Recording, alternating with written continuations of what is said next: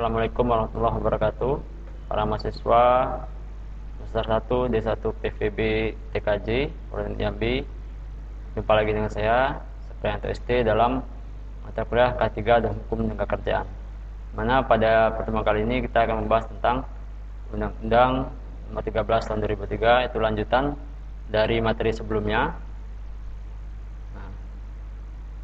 Adapun tujuan perkuliahan kita pada saat ini adalah itu tentang manusia mengetahui tentang penggunaan tenaga kerja asing, kemudian juga mengetahui tentang hubungan kerja yang berhubungan nanti dengan tenaga kerja. Nah, untuk awalnya kita berbicara tentang tenaga kerja asing. Kita tahu bahwa sekarang banyak sekali tenaga kerja asing yang bekerja di Indonesia, apalagi nantinya akan ada perjanjian kerja seperti AFTA dan lain sebagainya, maka tenaga kerja asing dapat bebas bekerja di Indonesia. Nah, untuk saat ini tenaga kerja, setiap pemberi kerja yang mempekerjakan tenaga kerja asing wajib memiliki izin tertulis dari menteri atau pejabat yang ditunjuk. Kemudian pemberi kerja perseorangan dilarang mempekerjakan tenaga kerja asing. Kewajiban memiliki izin tidak berlaku bagi perwakilan negara asing yang mempergunakan tenaga kerja asing sebagai pegawai diplomatik dan konsuler. Jadi kewajiban ini hanya untuk perusahaan-perusahaan yang selain dari perwakilan negara asing, seperti untuk diplomatik ya, baik di bagian perwakilan negara lain, nah itu tidak berlaku. Nah, selanjutnya, tenaga kerja asing dapat dipekerjakan di Indonesia hanya dalam hubungan kerja untuk jabatan tertentu dan waktu tertentu. Nah, kemudian juga ketentuan mengenai jabatan tertentu dan waktu tertentu ditetapkan dengan keputusan menteri.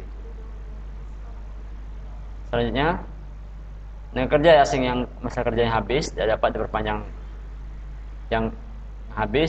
diperpanjang, dan dapat digantikan dengan kerja asing lainnya. Nah, ini yang seharusnya, tapi mungkin dalam pelaksanaannya ada beberapa yang tidak sesuai, yang makanya kita perlu mengetahui ini supaya kita tahu bahwa tenaga kerja asing itu ada aturan-aturan tertentu yang sudah ditetapkan oleh undang-undang. Selanjutnya, pemberi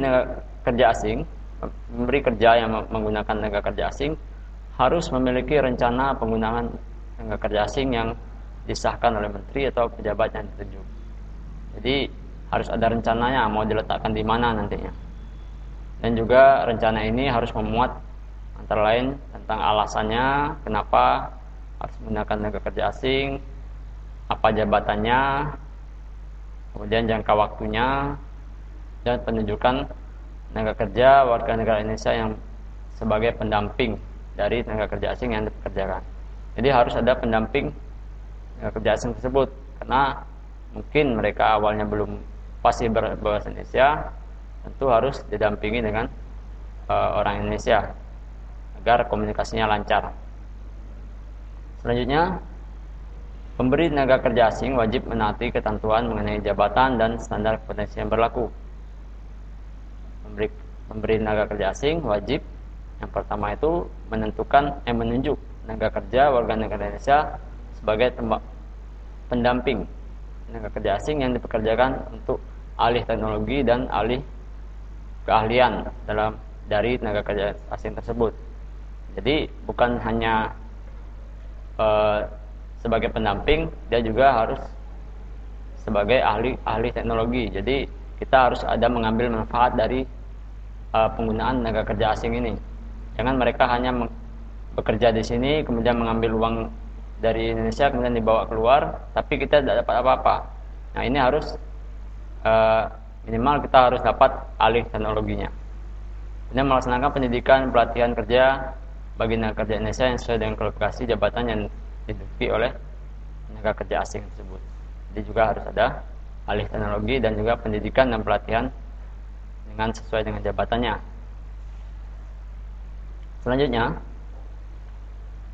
Tenaga kerja asing dilarang menduduki jabatan yang mengurusi personalia atau jabatan tertentu. Nah, ini tentu ini jabatan-jabatan strategis tidak boleh diberikan kepada tenaga kerja asing.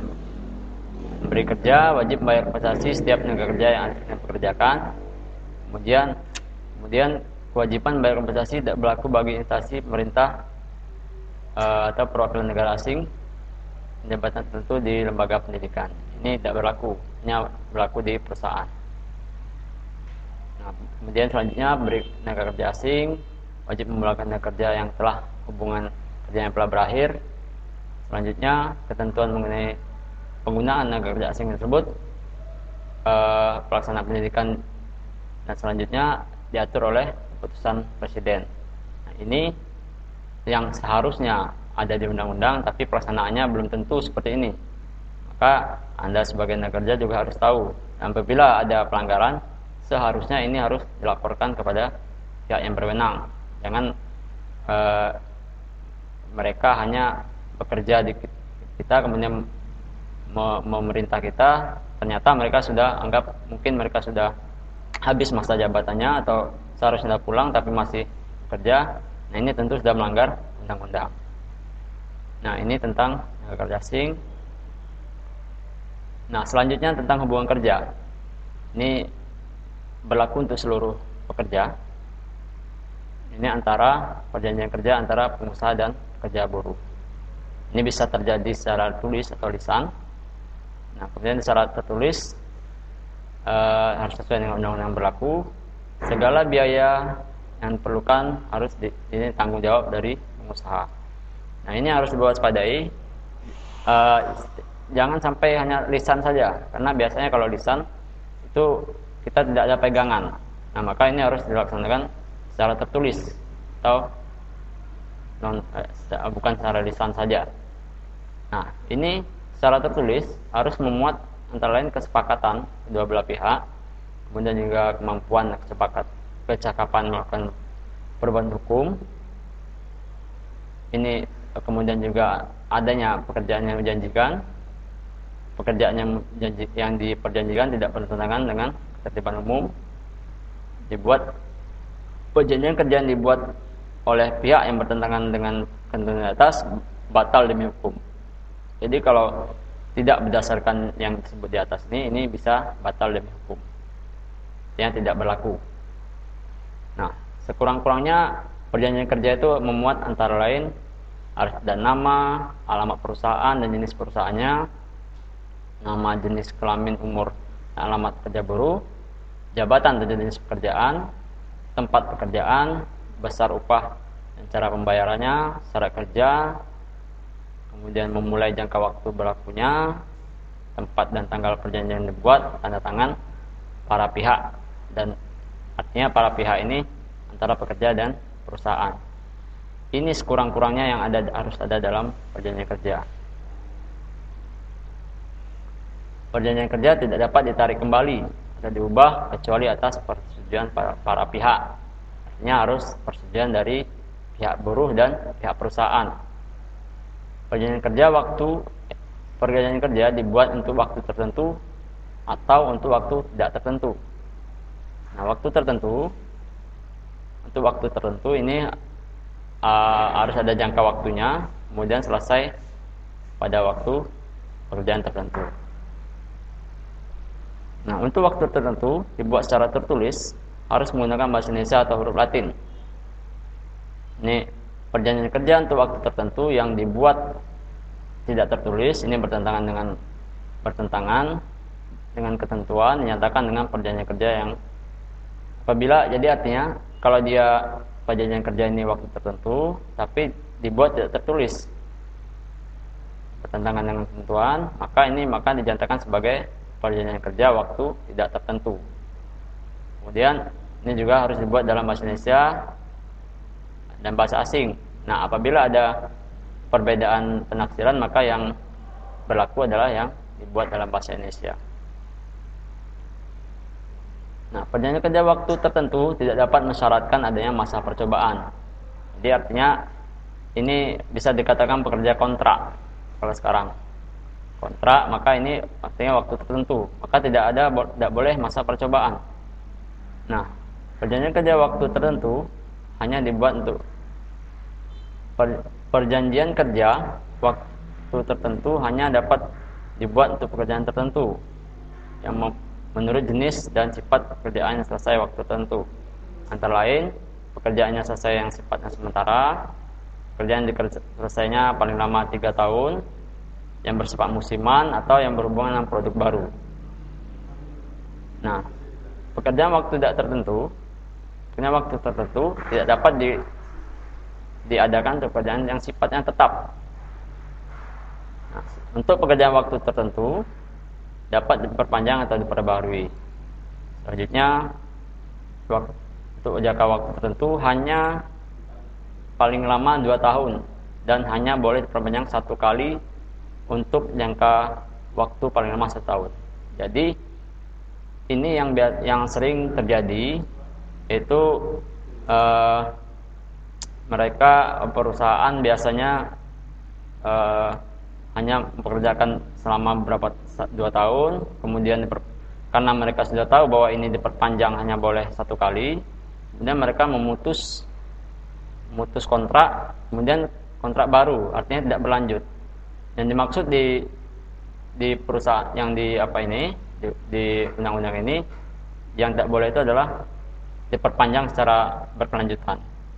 Maka banyak perusahaan yang mengakalinya dengan cara diputus kontraknya, kemudian buat perjanjian baru.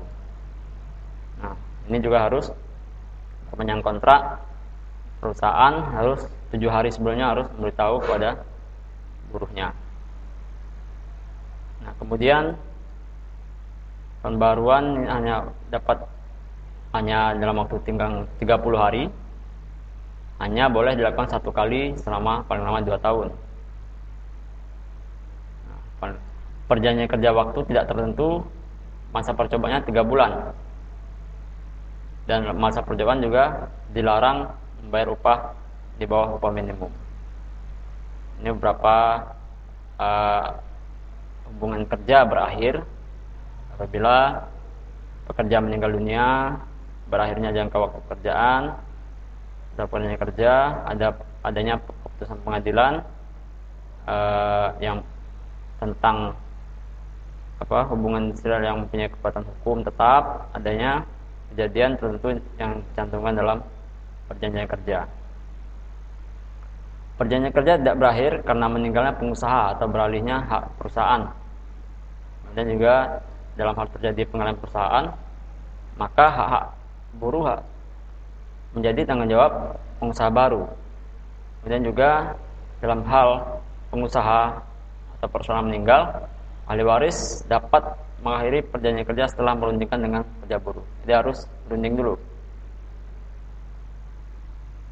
Nah, apabila salah satu pihak mengakhiri sebelum berakhirnya perjanjian kerja ini, maka harus pihak yang mengakhiri harus membayar ganti rugi kepada pihak kerja sebesar upah kerja buruh sampai batas perjanjian kerjanya berakhir. Ini beberapa pengangkatan yang surat pengangkatan harus berisi tentang nama, tanggal, jenis pekerjaan. Nah, mungkin itu saja sekilas sedikit tentang tenaga kerja asing dan hubungan kerja yang dapat saya sampaikan. Untuk lebih jelasnya, lebih lengkapnya, nanti bisa melihat di Undang-Undang Tenaga Kerja, Undang-Undang Nomor 13 Tahun 2003, itu yang lebih lengkap. Di situ digambarkan bagaimana undang-undang hak-hak tenaga kerja dan hak perusahaan dan lain sebagainya. Mungkin itu saja yang dapat saya sampaikan. Mudah-mudahan ada manfaatnya. Saya akhiri. Assalamualaikum warahmatullahi wabarakatuh.